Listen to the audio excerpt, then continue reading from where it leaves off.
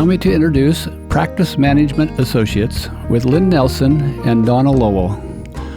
Let's join them now in discussion. It takes all different kinds of people. It does to make the world go round. That's right. So I guess we're rolling. Okay. Well, hey, Lynn, I wanted to talk about something today that we've had a lot of questions from some of our listeners about. What is the difference between transition advisors, this new thing that's out there that's DDS Match, and brokers? You know, what's the difference and what should I look for? And how do I find out what each different type, what they provide? Yeah. That's really a good question, and it is really confusing because I think DDS Match, I mean, it's Match.com. I mean, they're trying to help doctors who want to sell their practices on their own to find good persons to take over the practice. And I think that it certainly can work. I don't think it's for everyone because there's a lot of nuances to practice transition and the process of practice transition.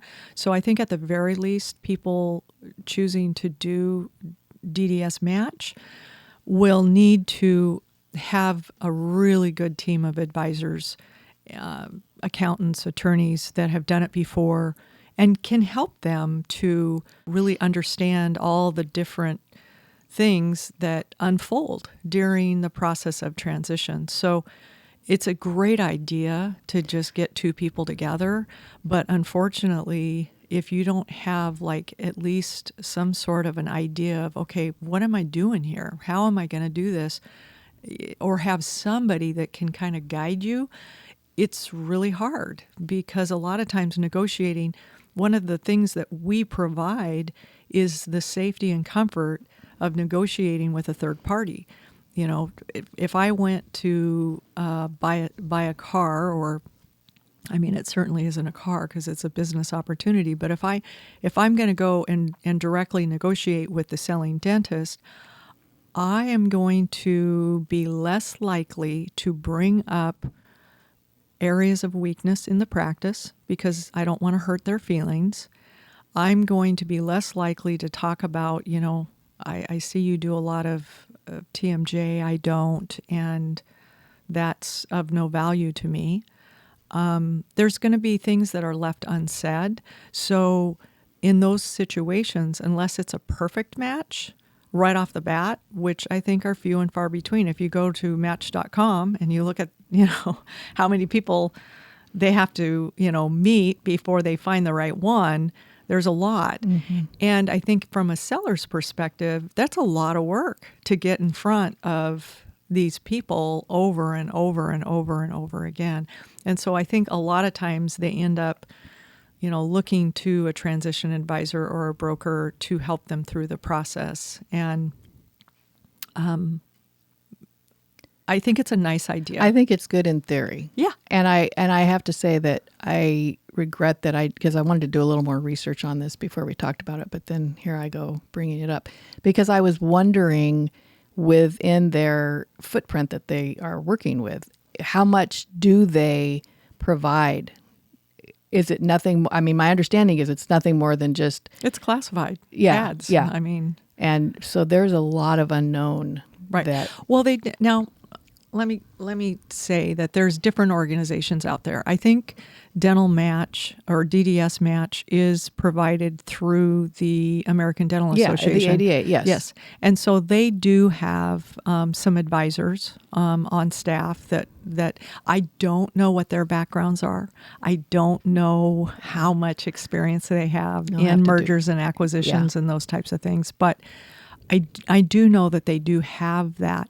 But anytime you are getting out a boilerplate sheet of this is how you do it, this is what you do now, and this is what you do now, every single transition is different. I mean, it's the same, but it's different because there's little nuances that come up.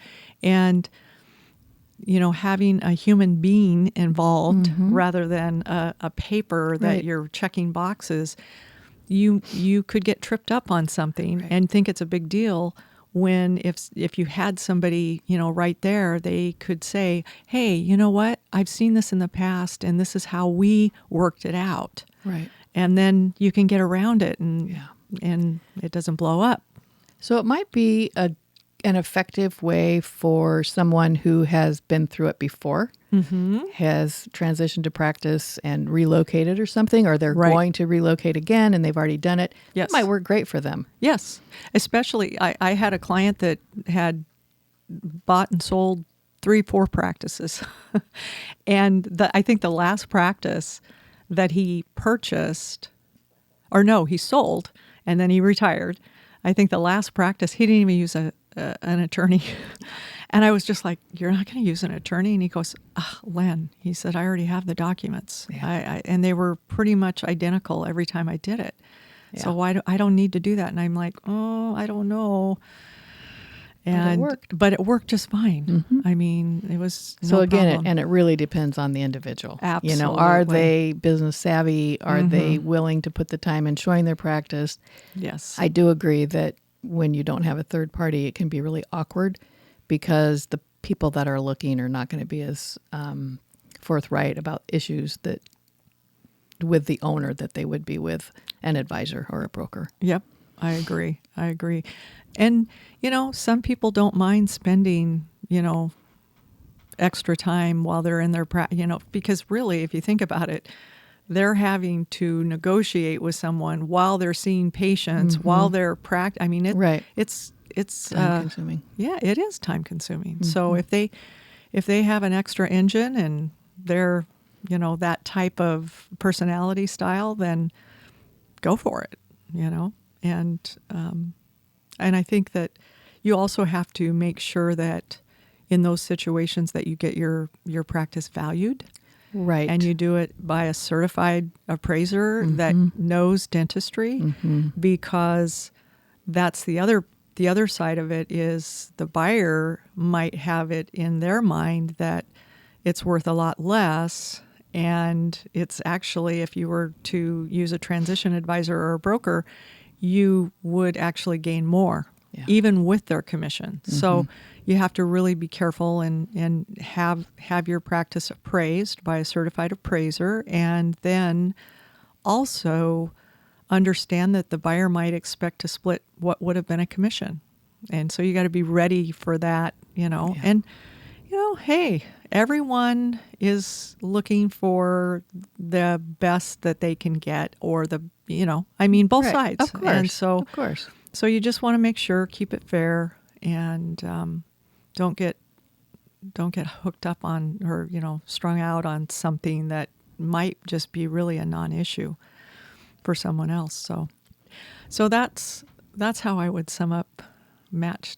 Right. Or the DDS Match or whatever it is. It's for more of an independent person, not somebody that's going to. For us as advisors, we walk through step by step with the seller and the buyer along the journey. I would imagine that and I don't know this for a fact, but I would imagine that there's a lot of corporate entities, the corporate DSO models that are using that, because That could be, yeah.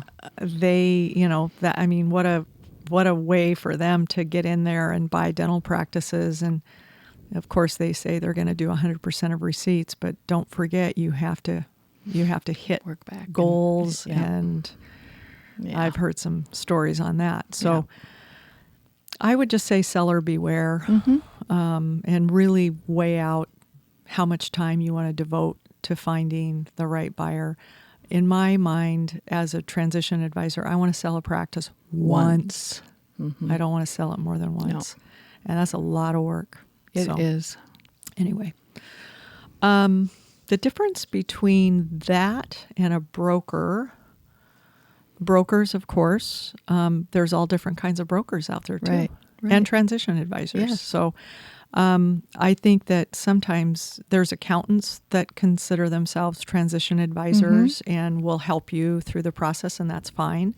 We're transition advisors, and the reason why we call ourselves advisors and not brokers is because we really take an educational approach. We want the buyer and the seller to understand the process, and we want to be the ones to, equip them with what they need to get to the finish line. Right. And I think that, for us, I think we have that in common probably with other advisors who are, in accounting or doing other things like that. A broker is more of a, well, not all of them, because I never want to put everybody in the same basket, but by and large, brokers are salesmen. They want to sell a practice, and they want to find a buyer for the practice, and they tend to be much more outcome based, and and the goal is to close. And so there's not a lot of stuff in between. However, there's some full service brokers out there that do a lot of what we do too. So, I don't want to say they're all Again, it's the buyer and the seller need to find out what they want, what kind of assistance they want, what kind of support they want, and then have good questions to ask when they are interviewing the person that is going to sell their practice. And then for the buyers, for anybody, educating them on what kind of service they can expect, what's provided if you work with me. Right. And I think it's imperative to do that, because you got to find out what fits for you. Right. Some people, they just want somebody to take the whole burden off their shoulders. Just let me know when you have some buyers for me to meet, and I'll meet them, and we'll either do the dance or we won't. And then once we say yes, we're going to do the dance, I want you to do everything and just keep me posted. And we will do that for them. Other people want to be more involved. They want to know more about what's going on and get daily, weekly updates and things like that. And you just have to make sure that you're working with the right fit for you. Exactly. And I think that's pretty much sums it up, I think. Yeah, I can't think of any other differences. No, if there are questions related, besides we're the best. We are. We think we are. Our clients think we are. Yes, we have. We have very satisfied clients, which is so wonderful. Yeah, on both sides. On both sides, and that's what feels good. It feels so good. We get to know the buyers so well, and it's really cool when you see the match come together, and the seller feels good about leaving their legacy in the hands of this new person. And well, I was talking with my fitness coach the other day, and I was kind of telling her about questioning, okay, are we doing, maybe I feel like sometimes I'm a fish swimming upstream because of all the people out there that are doing it a little differently, quite a bit differently as far as the letter of intent and those types of things. Maybe I need to look at that. And when we really broke it down, it was, she just asked me, are they doing anything that's unethical? And I was like, no. Well, then why don't you want to do it that way? Because I'm not really comfortable doing it that way. I want them to have their eyes wide open all the way through the process. And I want to equip them with what's going on and the knowledge they need to make those sound decisions. So at the end of the day, they're going to look back and say, I am so glad I worked with her because I feel like it was everything she said it was going to be. And look at me now. I'm ready to go move into retirement. And I feel really good about who's taking care of my patients, who's working with my staff. And she said, so neither one of you are wrong. Neither business model is wrong. It's just this is what you want to do. And this is what you and Donna want to do. This is what you can live with. Well, and I think, too, for both of us, without doubt, it is about the relationships. That's the part that we really enjoy. Yeah, absolutely. Is building relationships with these wonderful people and helping them Well, they're making the biggest decision of their decision. life. Yeah. So Yeah. you feel like, oh gosh, I gotta safeguard this. Yeah, it's rewarding, extremely rewarding. Yep. So. Yep. All right. Well, I think we've exhausted that title. Okay. Anyway. That's enough of us for today. Yes. If you liked what you heard, please like us, follow us, Do all comment, those things. ask us questions.